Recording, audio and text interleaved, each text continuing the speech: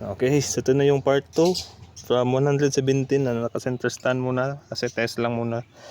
Nilagyan natin ng 0.5 mm na washer, bumaba yung top speed niya from 117 naging 113.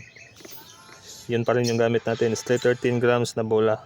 Lalagyan naman natin ngayon ng 1 mm kung ano yung speed niya pag naganyan naka-center stand. Kasi anong kada comparison to, kumbaga iwan ko lang sa attack, di ko pa siya na-try. Pagkatapos siguro nitong video na to, try ko kung saan ako hiyang. So partida wala mo nang linis kasi bago lang ako naglinis. Kailangan kasi na malaman yung comparison niya, kasi kung lilinisan natin malamang mag-improve konti kasi mawawala yung kanya mga slight dragging. Lagyan natin stock pulley na lalagyan natin ng 1 mm na tuning washer bago natin ito ikabit.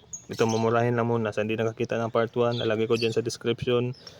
From 117 kph nagiging 113 siya pagkatapos natin lagyan ng 0.5. Pumili lang ako ng mumurahin para design yung pera natin. Install natin yung 1 mm. Ito yung makapal, ito yung manipis, makapal.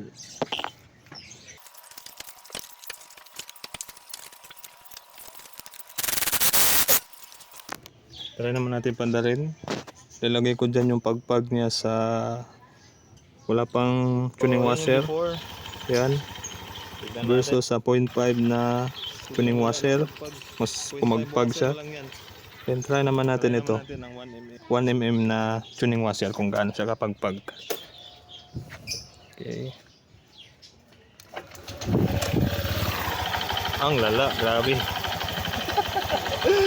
Yun o.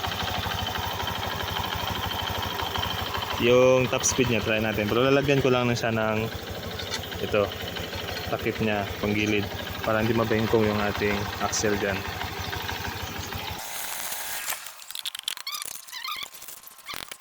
Okay, the moment of truth, 1 mm na tuning washer. Okay, again kanina straight na 13 grams, same lang pa rin ngayon, 1K spring pero walang tuning washer. Paglagay natin ng 0.5, yung dating 117 bumaba ng 113. Ngayon 1 mm na naman. Tignan natin kung ilan yung top speed niya pag naka center stand, kasi center stand itong comparison natin. Okay,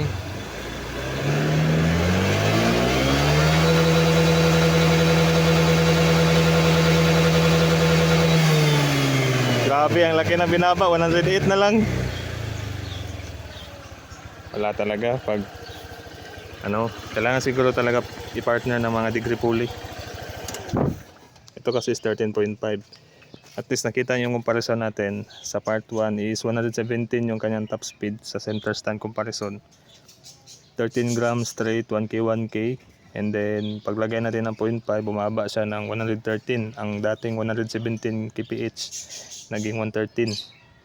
Ngayon naman naglagay tayo ng 1 mm, naging 108 na lang tuloy, no? 108 na lang. So lagi na binaba niya, pero iwan ko lang sa niya,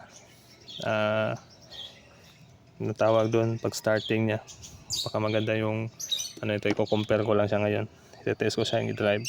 Pero kung gusto niyo yung top speed, not sure kung makukuha yung top speed nito kasi parang mas malakas yung dating wala siyang tuning washer.